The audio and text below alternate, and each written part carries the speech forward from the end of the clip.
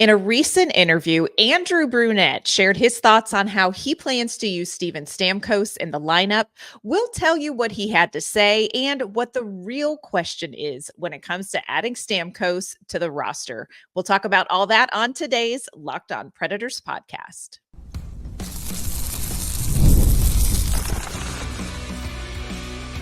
You're Locked On Predators, your daily podcast on the Nashville Predators, part of the Locked On Podcast Network, your team every day. Welcome to this Tuesday edition of the Locked On Predators podcast. Thank you for making us your first listen of the day. We are your free daily Nashville Predators podcast. We're a part of the Locked On Podcast Network, your team every day. Want to kick off this episode with a hello to all of our new listeners, our everydayers, and of course, a special shout out to our Locked On Predators insiders. We appreciate your support, and we love that we get to spend a little bit of your day with you. I'm Ann Kimmel. I am a writer with Penalty Box Radio, and my friends, I have a partner in crime. You do. I'm Emma Lingen, and I'm the Predators site editor and reporter for the Hockey News. Yesterday, an article was published written by our great friend Alex Daugherty at the Tennessean. Alex talked to head coach Andrew Brunette, and Andrew Brunette revealed some of his thoughts on where he sees Steven Stamkos fitting into the lineup next season. We will tell you what Alex had to say in his article. We're also going to tell you what the real question is when it comes to Steven Stamkos as a Predator. And I'm going to tell you where I call bull on one of Bruno's answers. Before we dive into all that, want to let you know today's episode is brought to you by FanDuel. Now through September 22nd, all FanDuel customers can bet $5 and get a 3-week free trial of NFL Sunday Ticket from YouTube and YouTube TV. Visit FanDuel.com to get started. All right, Emma, want to kick off this episode by shouting out our friend Alex Daugherty. Alex covers the Nashville Predators for the Tennessee and put out a great article yesterday you all should check out.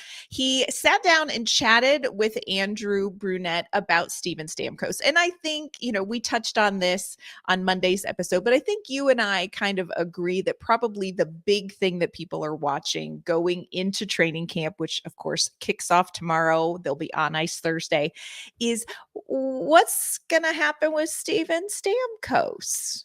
And Andrew Brunette had some answers for this.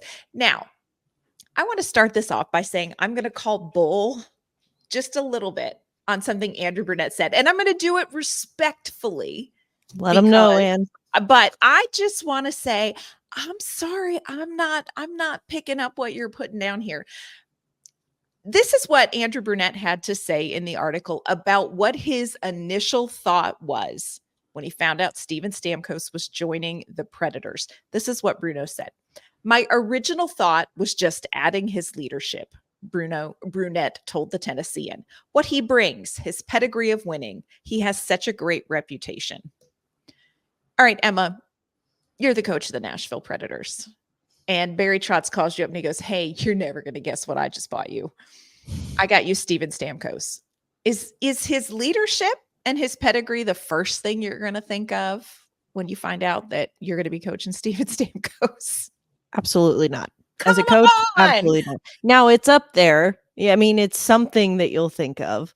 But right. I'm with you. Like, Bruno, that was a very diplomatic answer, but no, there's no way, especially an offensive-minded coach like him who loves to coach the power play. Like, I'm sorry, but there's no way.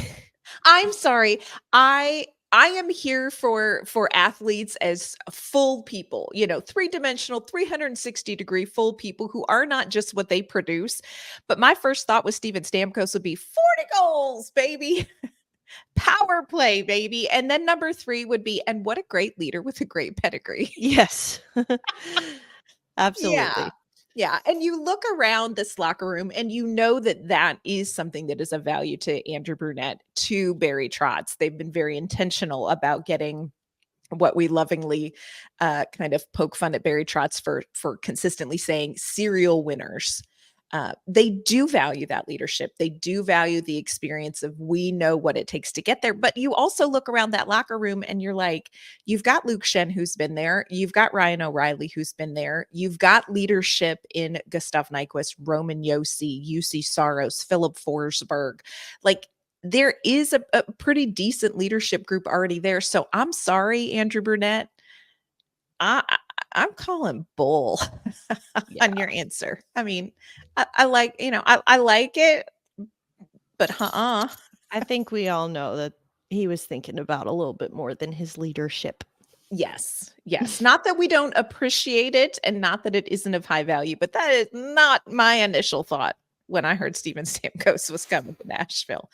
So, of course, the big question that Alex got into when he was talking with Andrew Brunette was the question that you and I have touched on since the news was announced. And the question comes down to, where is Steven Stamkos going to play? Is he going to be a center? Is he going to be a wing? Played a lot of his career at center. Recently, he has played on the wing. Here is what we know statistically and eye test. Steven Stamkos is darn good wherever you put him. This is what Andrew Brunette said in Alex's article. Again, it's in the Tennessean. Check it out. Positionally, it's never even crossed my mind, Brunette said. That's my bull face. So that is where I thought you were going, Ann, when you said that you were going to call bull on something. Because for me, when he said it didn't even cross my mind, I was like, come on now. Yes, it did. If it crossed our minds, it crossed your mind. 100%. He goes on to say, for him, it doesn't bother me. Guys can play different positions. Not saying that anybody can play center. Not everyone can do that, but he can play both center and wing. He can. But don't tell me that you weren't like a little kid in bed with visions of sugar plums dancing in your head thinking about, do I want Steven Stamkos at center or wing? It would be like the day that I bought my Dodge Charger RT and saying, well, I never asked myself how fast it would go on 65. Like, come on, y'all. Never crossed my mind. Yeah. Come on, y'all. It's never even crossed my mind.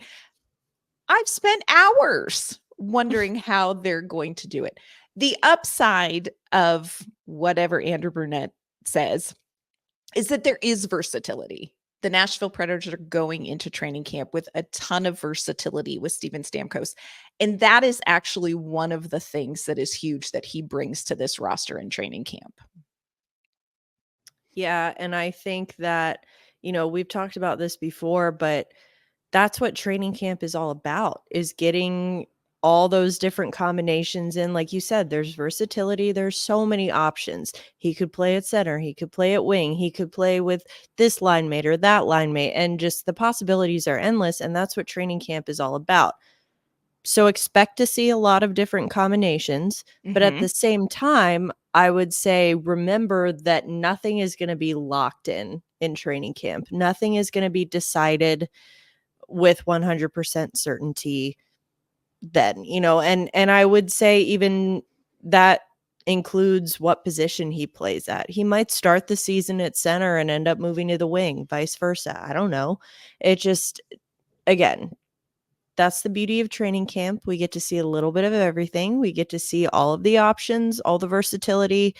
But again, that doesn't mean that they have to land on one and stick with it until the end of the season. Yes. And I think that goes back to Nashville Predators fans kind of saw that happen with that top line for the Predators last season. And that is the exception. That's just not the rule. Even though they didn't start out day 1 or 2 in training camp, they very quickly came together. And then it was kind of an untouchable line. That's not how it usually goes down. And certainly not early in the season or right in training camp. Yeah. And I think that, it's interesting you bring up that line, because I think that what happens there is also going to have a lot of impact on where Stamkos plays, at what position, on which line, etc. Because, right now, yes, it's hard to justify breaking up that top line of O'Reilly, Nyquist, and Forsberg when they were statistically one of the most productive lines in the NHL last season. So I understand you don't want to go into training camp saying, all right, we got Stamkos now, so everything's different. Like, it just, it doesn't, it's not responsible for Andrew Brunette to do that. So I would say expect, at least at the start of the season, for that line, that top line, to stay intact, to stay together. Last year's success does not guarantee success this year. And if it is turning out to, not be productive, then okay, we go back to the drawing board and maybe we move some pieces around. Yeah. The biggest question about Steven Stamkos may not actually be where he plays for the Predators. Coming up, we're going to tell you what the real question should be when it comes to talking about Steven Stamkos. And we're going to tell you how Andrew Brunette answered that question.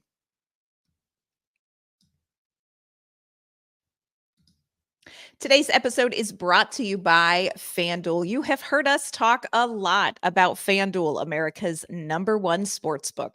Well, we've got something a little bit different for you right now. Now through September 22nd, all FanDuel customers can bet $5 and get a 3-week free trial of NFL Sunday Ticket from YouTube and YouTube TV.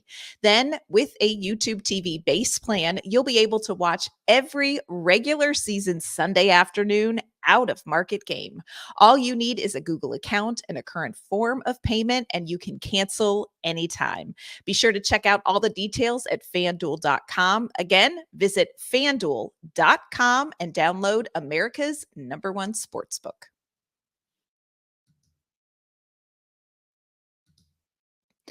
All right, Emma, training camp kicks off Wednesday. The players report, they have physicals, they have meetings. And then Thursday, this very different looking Predators team is going to hit the ice for training camp practice. It's going to be a big moment for Predators fans because Steven Stamkos is going to be skating around in a gold number 91 jersey.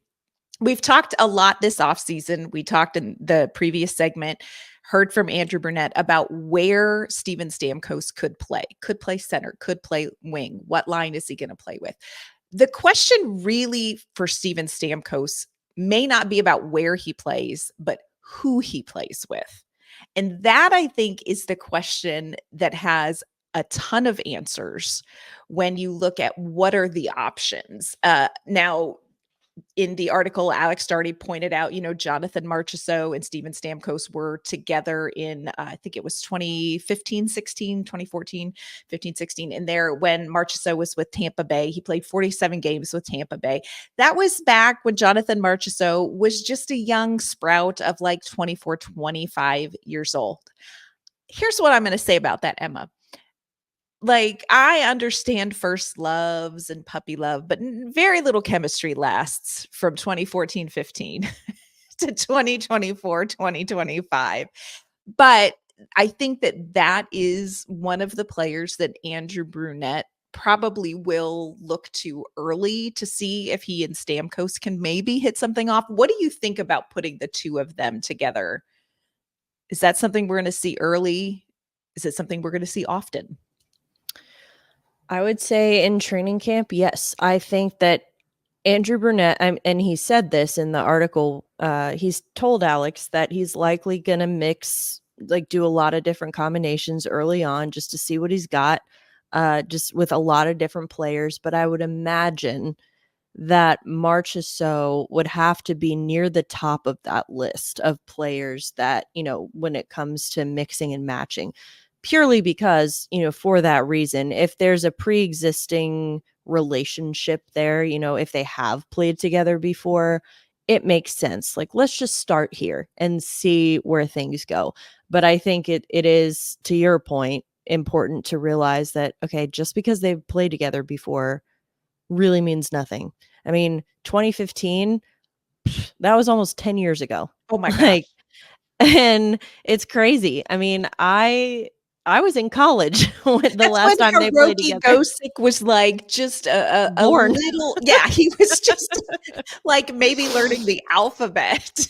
Yeah, no. So anyway, not saying, oh, it's done, it's over for them, but it's also not something that should be relied upon. Like, oh, perfect, let's just put them back together and it'll be like they, back like they never left. Right. They never broke up.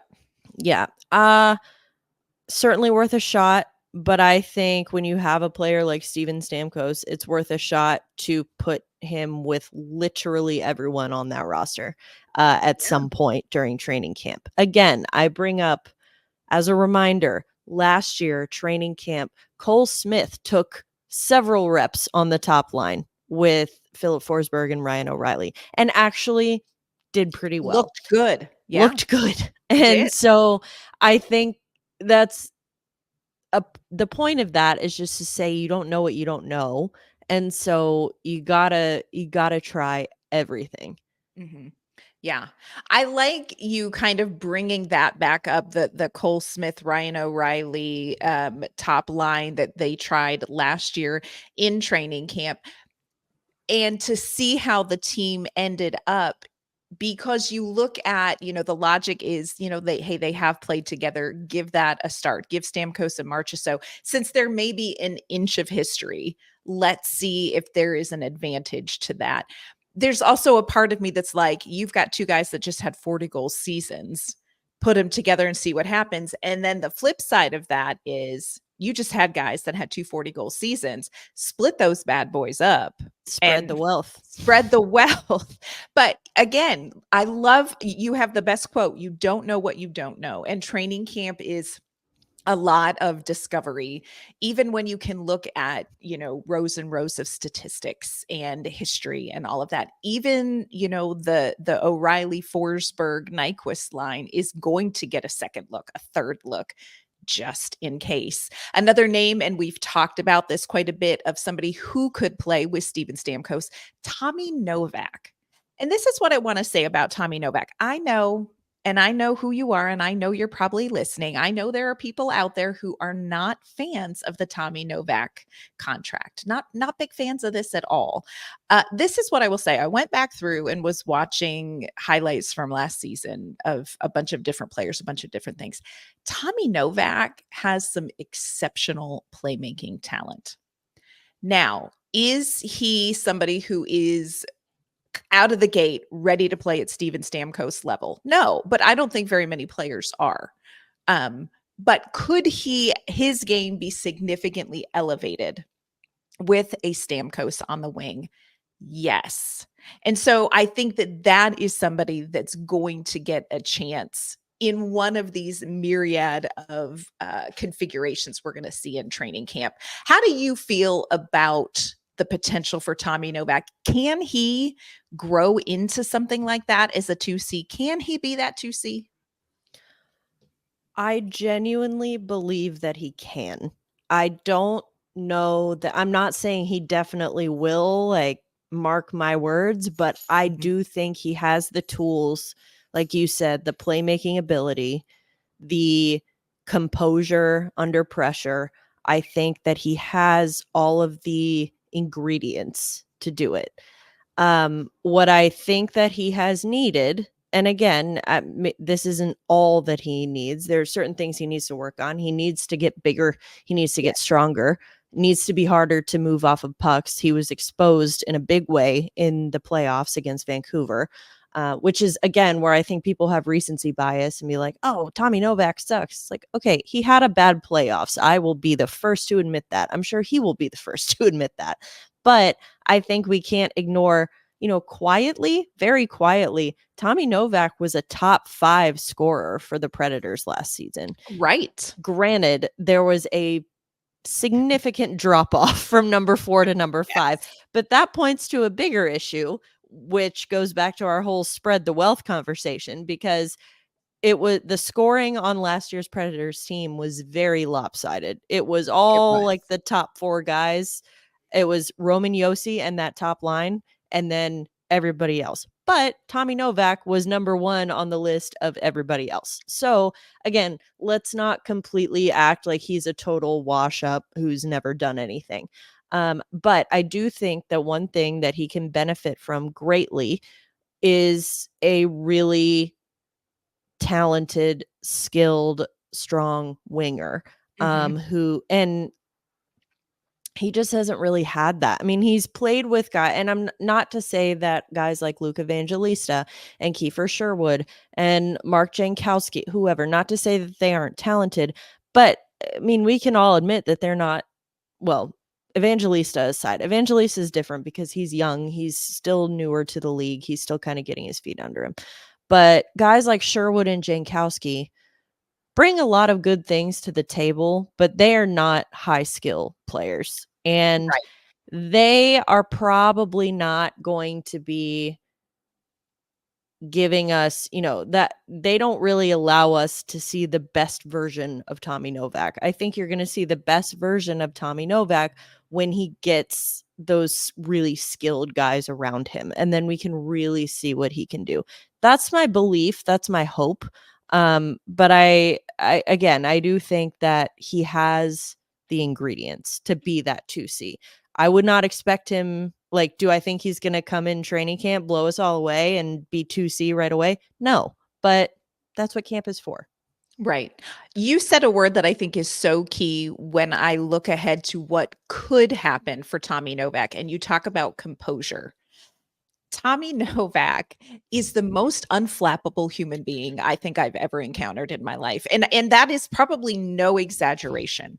He does not rattle easily He does or at not all. rattle. Yeah, and it's not that he's dead inside. It's not that he, No. doesn't have anything there, but he is absolutely unflappable.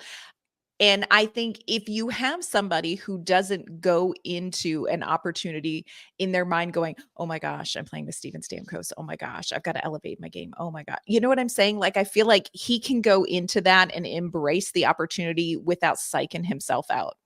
Yeah. And there is a little bit of that if you're a young player and you are suddenly given an opportunity to play with somebody like Steven Stamkos. And I think the pressure, the elevation of the game is something that Tommy Novak just mentally can roll with pretty well. So it's one of those options I do think we're going to see. I don't know when, and I don't know for how long, but I do think Tommy Novak is in the mix. Coming up, we're going to tell you two other players that we really would like to see with Steven Stamkos at some point in training camp, whether it sticks or not. We're not here to bet on that. That's too anxiety producing for Emma and I. We're also going to share with you a couple of takeaways from the rookie showcase wrap up.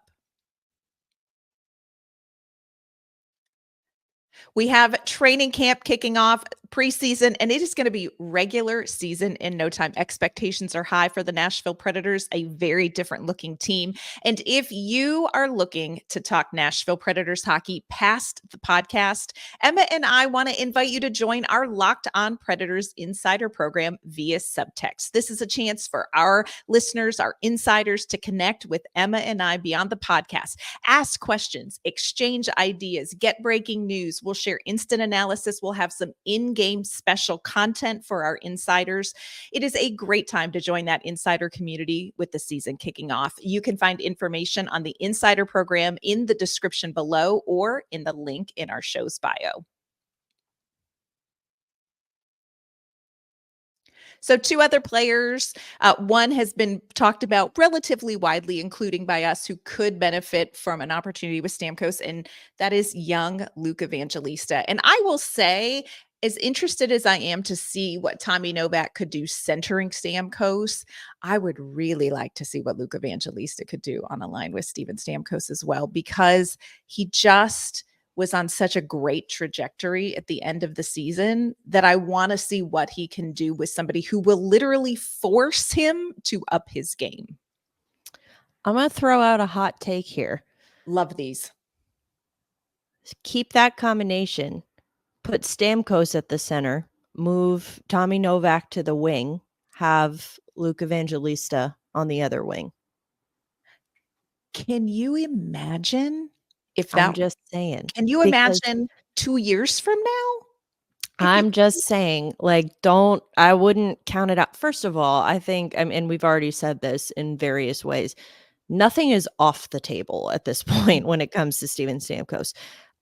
We saw Tommy Novak see a little bit of time on the wing last year. It was a similar kind of strategy to what they did with Cody Glass.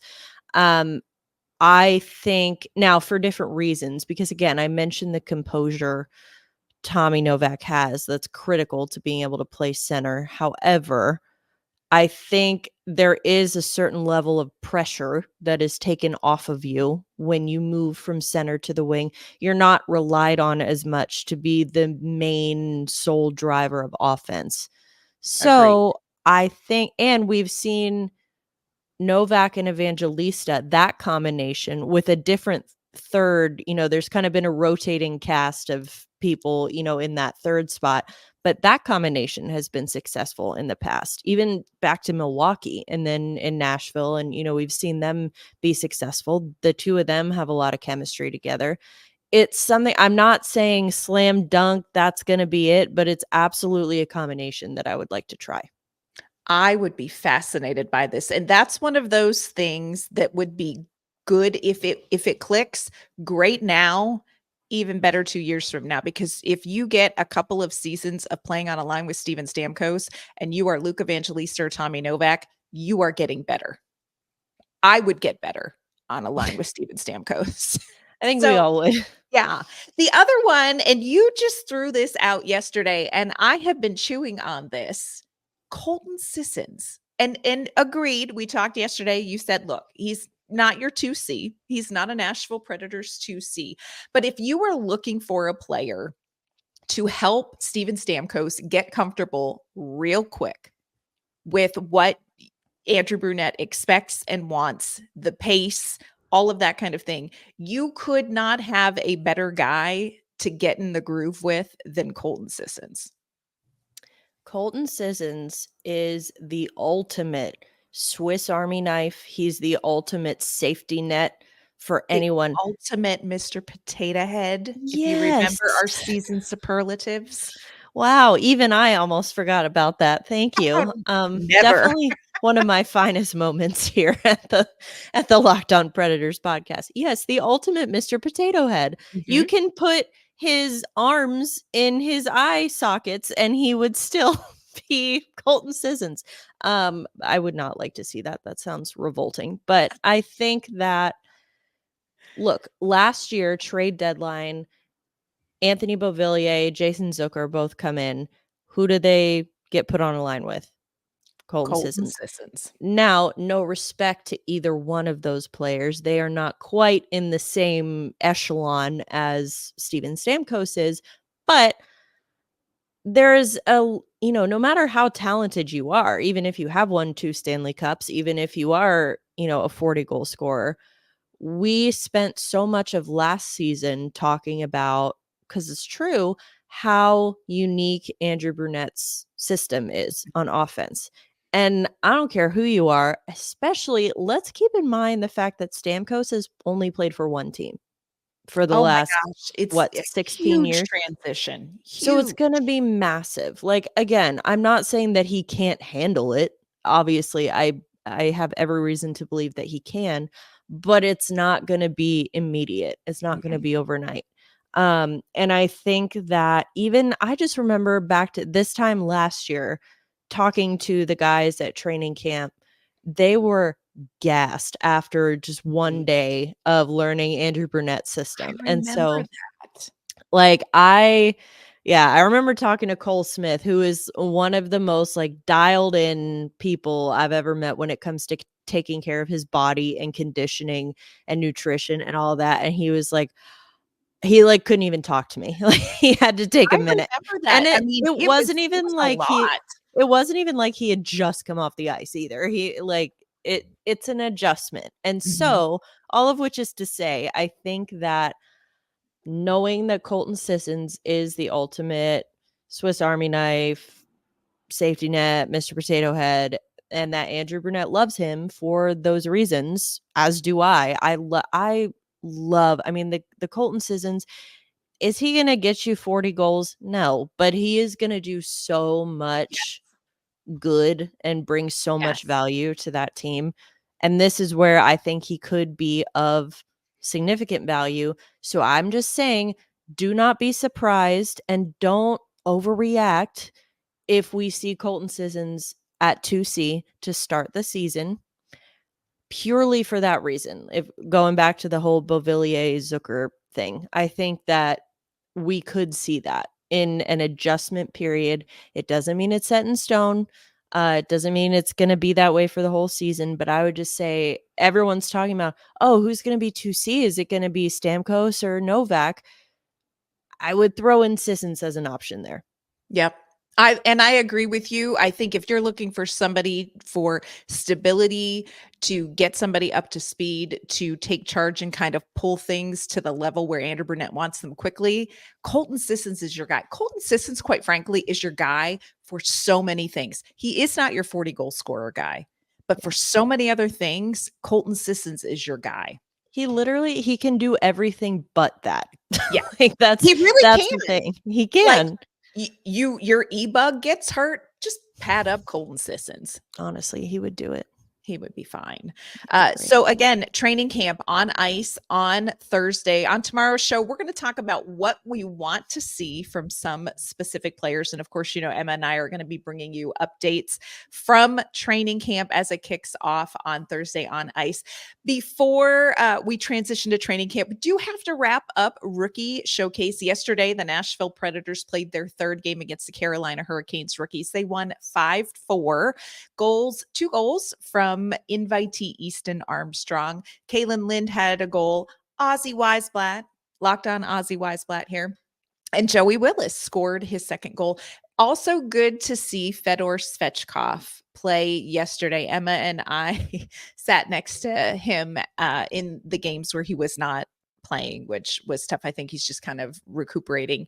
On the injury front, Reed Schaefer left the game yesterday with what looked like an upper body injury. It looked like an arm injury after a scrum on the boards. Have not heard anything officially from the Nashville Predators yet on that, but we'll keep you posted on that. That's going to be something to keep an eye on. When you look over at kind of the whole rookie camp, rookie showcase, what is kind of a main takeaway from you, for you, Emma, when you see what the Predators did in practices and then in the games? I think I was just really impressed, as I always am at these rookie camps. These kids, they come in, they're hungry, they want to prove themselves. They just, the work ethic is there. I think it's a testament to the hockey operations, scouting, everyone on the Nashville Predators staff who selects these guys and brings them in.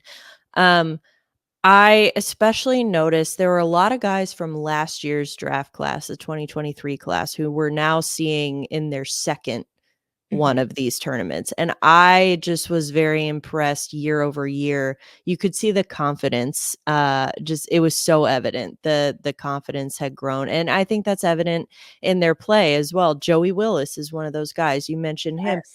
The goal that he had against the Tampa Bay rookies on Saturday was one of those, like, I think it was great to see, because it was one of those, it wasn't pretty. It was an ugly goal, but it was scrappy. It was like, let me just throw my entire body in front of the net and just hope that it goes in. And it did. And I think though, and that's not to say that it wasn't done, that it wasn't, he doesn't have polish or skill or anything like that.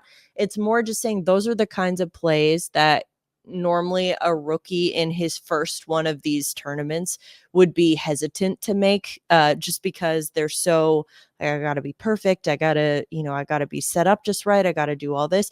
Now you're seeing these guys kind of relax a little bit, grow in their confidence, and be able to make those plays, be like, you know what, it's not gonna be pretty, but I'm gonna try, and I'm gonna show that I'm the kind of guy who will do what I can to help the team win. Yeah, I agree with you on that.